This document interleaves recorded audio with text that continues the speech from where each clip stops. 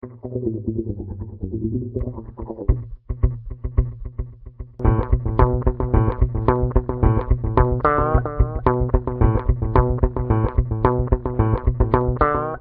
படத்தில் இசை வந்து தூள் கிளப்பியிருக்காரு. எல்லா பாட்டுமே ஐயா புலமைப்பத்தனை பற்றி உங்களுக்கு தெரிஞ்சவர்.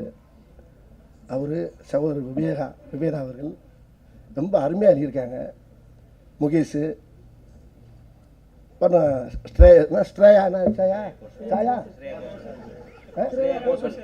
சாயா கோஷன் வந்துச்சு வாயில்.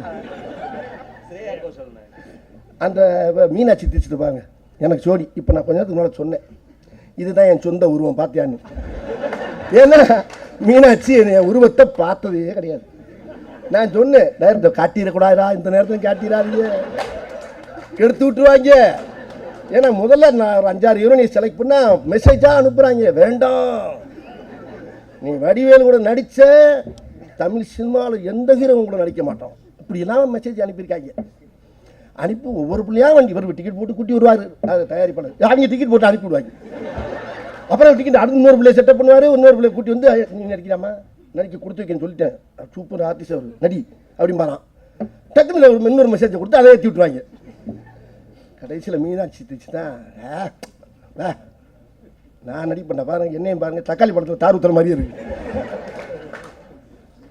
இப்போ வந்து உட்காந்து சொன்னேன், யார் தெரியுதா நான் அப்படின்னு. என்ன சார் வடிவேல், இதுதான் ஒரிஜினல்.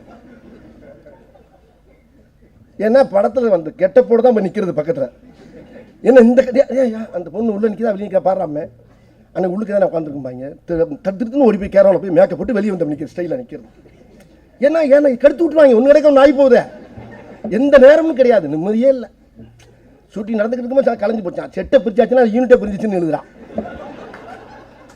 போட்டு விட்டுறாங்க. அண்ணே போச்சாம்ண்ணே முடிஞ்சான் பா, எனக்கு பாப்பா போய் நல்லா தூங்குவேன்.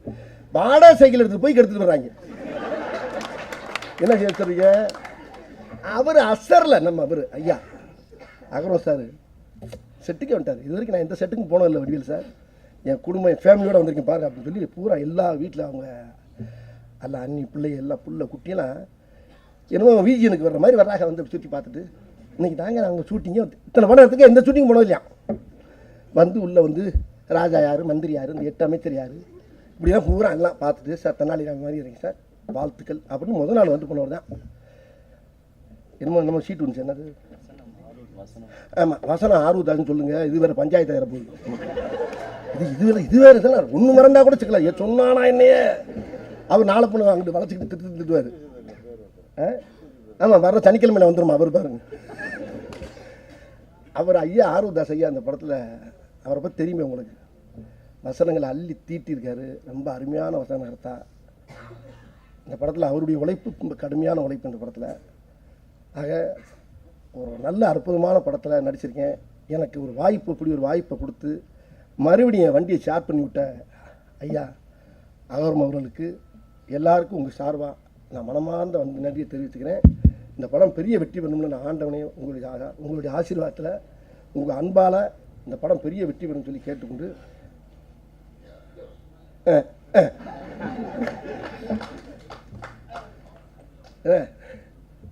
உட்காரலாமா?